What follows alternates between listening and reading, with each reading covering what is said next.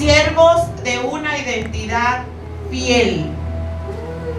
Y primero que quiero identificar o sacar en apartado es qué es identidad. Dígale al que está a su lado: mi identidad en Cristo. Dígale, porque mi identidad en Cristo. Mi identidad en Cristo. Amén. La identidad se refiere a un conjunto de características o rasgos de una persona o un grupo, y esto permite identificarlo de otros y poder apartarlo, poder diferenciarlo, poder señalarlo, por así decir, porque tiene una característica diferente a los demás, y por eso es muy fácil poder identificarnos.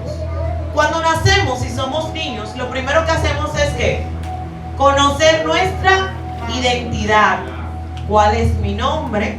Reconocemos a nuestros padres, ¿verdad que sí? Y mientras vamos creciendo, vamos a ir viendo a qué raza pertenecemos, cómo es mi color de piel, soy rubio, soy blanco, que hay un sinnúmero de personas diferentes unas a las otras. Y cuando nacemos vamos a ir adquiriendo ese conocimiento de las diferencias y vamos a ir conociendo a dónde pertenecemos. Pertenezco a América Latina, a los asiáticos son así, tienen unas ciertas características y rasgos diferentes que los separan de los demás. Y así vamos creciendo y vamos a ir identificándonos hacia dónde vamos perteneciendo. Pablo en Efesios nos habla de quiénes somos en Cristo, cuál es nuestra identidad en Él, en Dios, tomando en consideración que somos nuevas criaturas, somos como niños. Cuando venimos a Cristo y decidimos hacer la acción de fe, nos volvemos nuevas criaturas y volvemos a nacer. ¿Y qué hace un niño? Comienza a conocer, a identificar, a conocer su identidad y hasta dónde pertenece. Entonces vivimos en un mundo que conocemos, que sabemos cómo se maneja, cómo se mueve, hacia dónde pertenezco.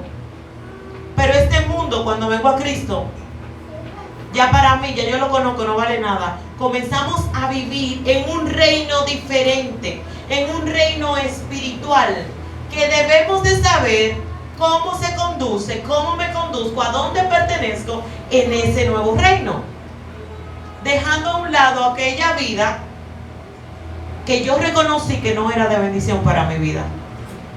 Y vamos a estar leyendo ahí en Efesios, se pueden quedar ahí en Efesios 1, Efesios capítulo 1, versículo 7.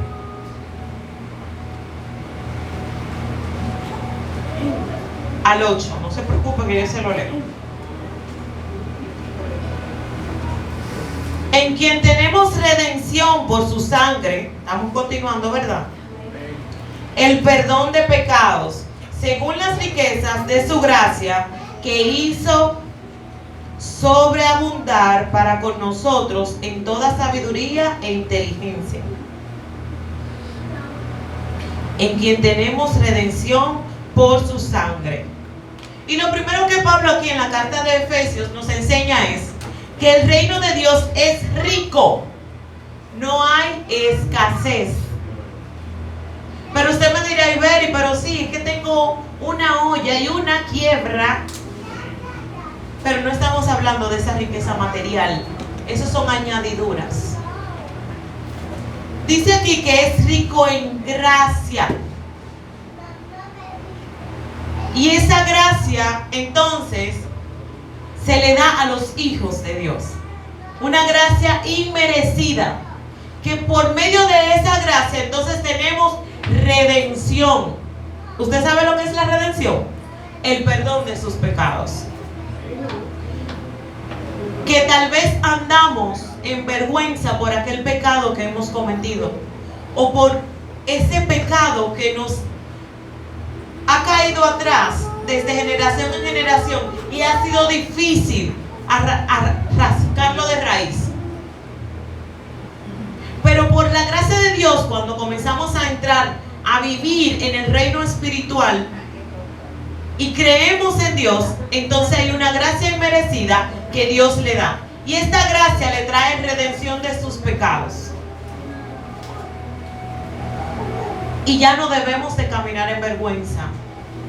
Porque si pecamos solamente le vamos a decir a Dios y sabemos que hay una redención en todo momento que me va a permitir a mí pedir perdón y voy a ser perdonado. Es que ya debo de caminar en victoria, debemos de caminar diferente, porque alguien pagó su deuda y ya usted no debe. Es que tengo mucha deuda, ya alguien lo pagó y por eso anda cabizbajo. No, ¿por qué? Ya el Señor pagó esa deuda por esa gracia inmerecida que su reino nos da. Otra riqueza que dice en el versículo 8 es que nos da sabiduría y entendimiento. Si usted está falta de sabiduría y entendimiento, Dios es rico en ella. Y en su reino no hay quiebras, no hay escasez. Incluso Jesús andó con esa autoridad y sin escasez, y tal vez no había nada, pero él no andaba pendiente de que me hace falta, no, porque él confía en que Dios proveerá y que su Padre, todo lo que tiene su Padre le pertenece a él. Amén. Que todo lo que tiene su Padre es de él. Entonces, si él es rico, a mí no me hace falta nada. Ahora, no pongamos la mirada en cosas materiales, porque eso tiene limitantes y fecha de vencimiento. Esas son añadiduras que vienen con la bendición. Nuestra mirada de riquezas es la gracia inmerecida de Dios, la sabiduría y entendimiento y todo lo que tiene en su reino. Amén. Amén. Si alguien me puede ayudar para que se despierten un chico y me leen Efesios 1, 11 y 12. En el asimismo tuvieron herencia. Él, en el asimismo tuvieron herencia, habiendo sido predestinados conforme al propósito del que hace todas las cosas según el designio de su voluntad, a fin de que seamos para alabanza de su gloria, nosotros los que primeramente esperamos en Cristo. Amén. Somos herederos. La herencia es un regalo que le dejan los padres a sus hijos. Para la herencia usted no tiene que trabajarla o tiene que hacer un sinnúmero de reglas, porque es un regalo que su padre le dejó. Entonces, un regalo que usted tiene. Si no me equivoco, los herederos son ¿quiénes? Los hijos. ¿Quiénes son los herederos? Los hijos. Entonces, cuando usted nace y su padre lo declara, queda un registro de que fulano de tal tuvo un hijo. Y cuando en su fallecimiento usted tiene una herencia, una propiedad, entonces se le hace un acto de herederos. ¿A quiénes? A los hijos. Por Cristo tenemos una herencia. Por su gracia tenemos una herencia. Y la vamos a recibir sin costo, sin tener que ganárnoslas. Es algo que tenemos. ¿A lo que tiene? ¿A quiénes? A los hijos. ¿Y como yo soy hija de Dios? Para yo entrar en esa designación de herederos, que lo hacen los abogados, en este caso lo hace Dios, yo tengo que ser llamada hija de Dios. Pero hay un distintivo, algo que me identifica como hija de Dios. ¿Y cuál es? Creer en Dios y caminar de acuerdo a su reino, no al reino del mundo o como el reino que la sociedad ha querido tener. como el reino de Dios. Y déjenme decirle algo, a veces por desconocimiento, no lo voy a decir porque sea de maldad, pero por desconocimiento, personas en el cristianismo toman algunas leyes o la palabra de Dios y le hacen como reglas que un cristiano debe de llevarla. Y por desconocimientos a veces están erróneos. Por eso nosotros debemos de ser guiados, nosotros sabiendo que lo que escuchamos sea verdad por la palabra de Dios. Que no sea que Antonio me diga que yo soy un hijo de Dios para yo creerme que soy un hijo de Dios o que tengo una herencia ganada en él, sino que yo, conociendo la palabra de Dios, de acuerdo a cómo me debo regir, soy considerada hija de Dios. Y no yo, que el Señor me considere su hija. Amén. Entonces ahí usted entra en la determinación de herederos y su nombre se inscribe. La mayor herencia que tenemos es la vida eterna. Y usted me dirá, Esperi, pero yo voy a tener la vida eterna cuando fallezca. ¿Es así? No. Y no se lo voy a decir yo. Vamos a Juan, y quiero que usted lo lea. Juan 17:3. ¿Cuál es la vida eterna? No es cuando él fallezca y ahí yo comienzo a tener vida eterna, no. Esa no es la vida eterna. Juan 17:3.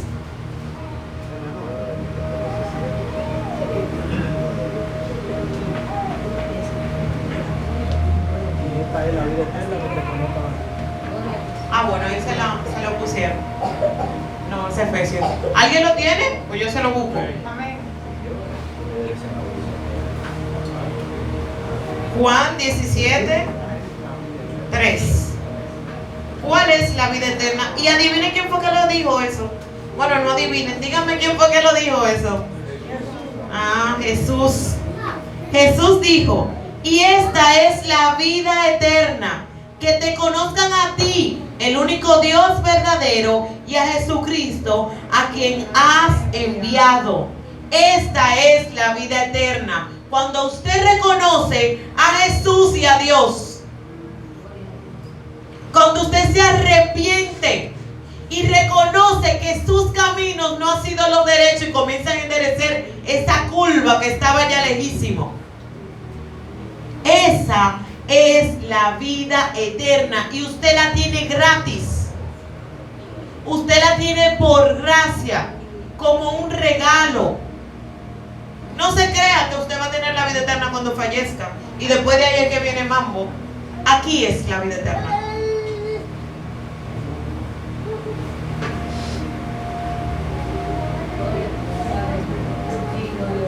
Efesios 1:13 al 14 dice: en él también vosotros, habiendo oído la palabra de verdad, el evangelio de vuestra salvación, y habiendo creído en él, fuisteis sellados con el Espíritu Santo de la promesa, que es las arras de nuestras herencias, hasta la redención de la posesión adquirida para alabanza de su gloria. Aquí el Señor, aparte de que nos da herencia, redención, también nos da el Espíritu Santo y nos sella. En Éfeso, esta ciudad tenía un puerto, bueno, es un puerto, en el cual ellos vendían, importaban madera. Una de las regiones, como otras también, que tenía era una industria muy fuerte de madera. Y las empresas que trabajaban con este material mandaban un representante de ellos para que ellos puedan ver las maderas que hay y los lotes y puedan escoger el que ellos necesitaban. En este caso, ellos hacían un aporte, un adelanto, y apartaban su lote. No se lo llevaban, sino que lo apartaban. ¿Y cómo ellos identificaban de quién pertenecía a cada lote? Lo sellaban, tal vez con el logo de la empresa o con el nombre. Ellos lo que hacían es que lo sellaban. Asimismo habla Pablo de que nosotros somos sellados con el Espíritu Santo. Cuando decidimos creer en Cristo, es un sello que se nos pone, y esto cuenta como una garantía de que al momento final en la redención nosotros pertenecemos a un grupo. Pertenecemos a Cristo, porque ya somos marcados, apartados para Él, para cuando Él venga a recoger su mercancía, puedan identificar cuál es esa mercancía que le corresponde a Dios. El Señor nos brinda herencia, redención, gracia, y nos marca para que nadie pueda venir a tocar lo que es de Él y lo que Él ha apartado. Por eso nuestro camino, vuelvo y digo, no puede estar en vergüenza, sino en victoria, porque hemos sido marcados con el jefe de todos los jefes, con el grande. Y ahí Pablo va hablando a Efesios acerca de su identidad en Cristo.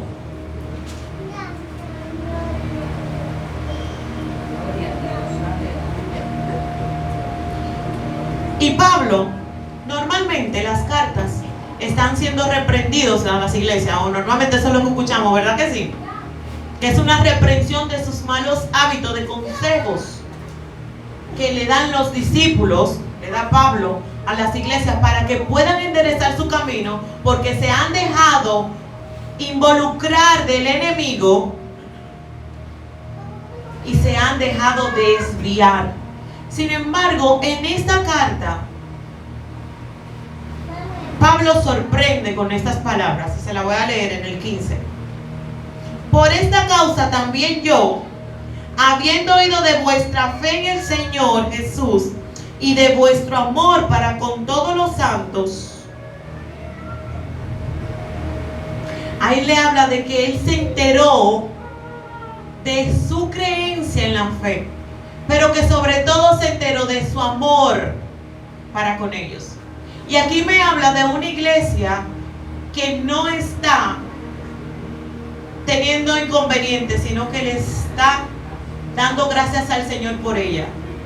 Y tiene dos cualidades que debemos de tener: la fe en el Señor y el amor entre unos a otros. En ese momento Éfesos no se estaba acabando entre ellos, como suele pasar en otras cartas. Esa iglesia estaba creciendo y había un amor tan grande entre ellos que llegó a Pablo y él dijo: Dios, doy gracias al Señor, e hizo una oración por ella. Y yo creo que Pablo nos enseña cómo orar por nuestros hermanos. Nosotros sabemos orar, pero nos enseña, porque Pablo es una persona espiritualmente maduro, nos enseña cómo debemos de orar por nuestros hermanos. Y yo no se lo iba a leer, pero quiero leérselo ahora. A veces simplemente es dar gracias al Señor por lo que tenemos a nuestro alrededor. Porque quienes están a nuestro alrededor debemos de procurar de que sean parte de nuestro grupo, que estemos en un mismo sentir, en un mismo camino, que nos podamos encontrar en el camino, porque vamos hacia el mismo final. Y Pablo dice: no ceso de dar gracias por vosotros, haciendo memoria de vosotros en mis oraciones, para que el Dios de nuestro Señor Jesucristo, el Padre de gloria, os dé espíritu de sabiduría y de revelación en el conocimiento de Él. Lo primero que Pablo dice es: yo pido que el Señor le dé sabiduría y entendimiento, para que cualquier situación que usted pueda vivir, usted pueda identificarlo y validar y ver que el Señor tiene el control. No le digo que está mal, que usted ore por el Señor, sánalo en el nombre de Jesús. No le digo que está mal. Pero yo quiero que aprendamos este estilo de oración por nuestros hermanos. Tal vez pidiendo un poquito más allá de lo que nosotros podemos ver o identificar que es el problema o la situación. Alumbrando los ojos de vuestro entendimiento, para que sepáis cuál es la esperanza que Él os ha llamado y cuáles las riquezas de la gloria de su herencia en los santos. Que le abran los ojos espirituales, porque Satanás se ha encargado de taparlos. Y Él pide porque sus hermanos en Cristo, que han comenzado un nuevo comienzo, un nuevo camino, se han abierto sus ojos espirituales para que no sean desviados del camino, para que no sean engañados por artimañas de Satanás.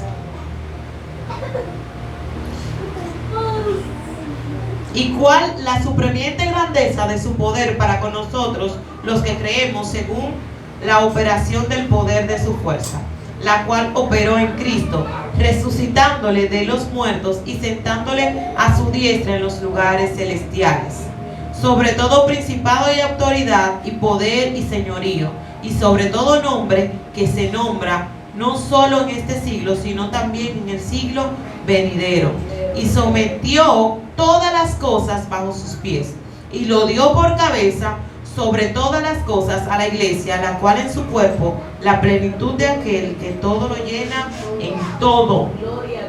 No en algo más, sino que Dios lo llena en todo. Pablo pidió y ató aquellas potestades que se pudieran levantar en contra de esa iglesia. Y así debemos de orar por nuestros hermanos.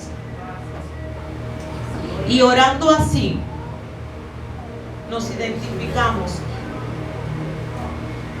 como hijos del Señor y dolientes de aquellos que también aman al Señor. Entonces ahí se comienza a ver la fidelidad de un hijo de Dios, de un heredero de Dios, porque es doliente y le duele que su hermano esté en una situación. Pero se levanta a atar y a reprender todo lo que se le quiere levantar en contra de la familia del hermano, en contra del esposo de la hermana. Y se comienza a formar un siervo de identidad fiel. Y eso es lo que Pablo a nosotros y a Efesos nos da a entender. De que cuando conocemos nuestra identidad, conocemos todos los beneficios que tenemos. Señores, yo he escuchado de personas que van a un resort con todo incluido, pero ven como un restaurante, una cosita medio fino y como que, ¿será que esto va en el asunto? Y no van y se quedan comiendo tal vez en los sitios que conocen y que saben que está incluido, pero por desconocimiento se perdieron tal vez de esas comidas exóticas, esas comidas diferentes, que tal vez les puede gustar o no, pero por desconocimiento de no saber qué llevaba ese paquete que compró incluido, de que sí, tenía acceso a ello, se lo perdió. Entonces debemos de conocer que como hijos del Señor, herederos de Él, tenemos redención, tenemos sabiduría. El Señor es rico. Y no se preocupe por las cosas materiales, porque el Señor viene por añadidura. Él se lo da a sus hijos cuando usted lo necesite y cuando Él entienda que usted está preparado para obtenerlo. No cuando nosotros queramos, sino cuando esa preparación. Porque hay personas que incluso que le halaguen, le sube el ego. Que le halaguen. Hay personas que con 2 pesos se olvidan de que quién se lo dio. Entonces cuando usted está preparado para tenerlo, el Señor se lo da, pero eso es añadidura. Nuestra preocupación debe de ser poder pertenecer a la designación de herederos. Que su reino está rico, no tiene quiebras, está rico en gracia, está rico en redención, en entendimiento, en sabiduría. Señores, cuando usted tiene sabiduría y usted es un potencial empresario y usted adquiere la sabiduría del cielo, ahí está el dinero, si eso es lo que usted necesitaba. Pero primero hay que preocuparnos por lo que Dios tiene, de adquirir eso que Dios tiene, ese reino, y esas cosas luego vienen. Como le dije, una va trayendo a la otra. Si usted quiere sabiduría, pues tiene el conocimiento de poder emprender algo que genere su finanza y se la aumente. Pero usted entonces tiene que preocuparse por la sabiduría y el entendimiento del reino espiritual, no del material. Y Dios lo pone. Sabiendo y ser doliente de nuestros hermanos, entonces activa la fidelidad para las cosas de Dios. Y yo quiero que oremos, y así vamos a terminar esta prédica y le paso al pastor, para que sea el Señor implantando esta palabra en nuestros corazones, para que no sean borradas, sino que la tengamos presente en todo momento. Que si el Señor le presenta a un hermano, usted pueda orar con entendimiento y sabiduría, sin conocer tal vez la situación de ese hermano, pero el Señor se lo puso y a usted le duele lo que le pasa a su hermano, y usted ore con autoridad acerca de la vida de ese hermano con que Dios lo puso a orar, con la autoridad que le da ser hijo y heredero del Señor. Amén. Amantísimo Dios y Padre Celestial, te damos gracias por este maravilloso tiempo. Gracias por tu palabra, Señor Jesús, porque ellas son nuevas cada día. Gracias, Padre, por cada corazón, Dios de gloria, que hizo presencia y ser hacedor de tu palabra.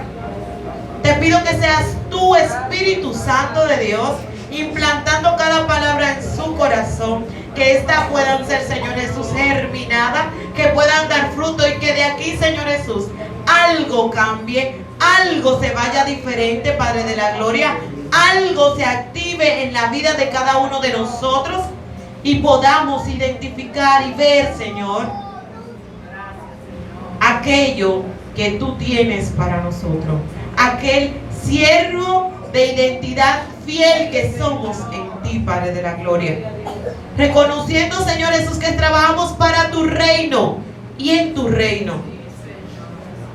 Nos levantamos, Señor Jesús, en pie de guerra para orar por cualquier situación, cualquier hermano y nuestra propia familia, nuestro propio porvenir, nuestro propio camino, en contra de todo lo que se quiera levantar, que quiera destruir lo que tú has construido en nuestra vida, Señor.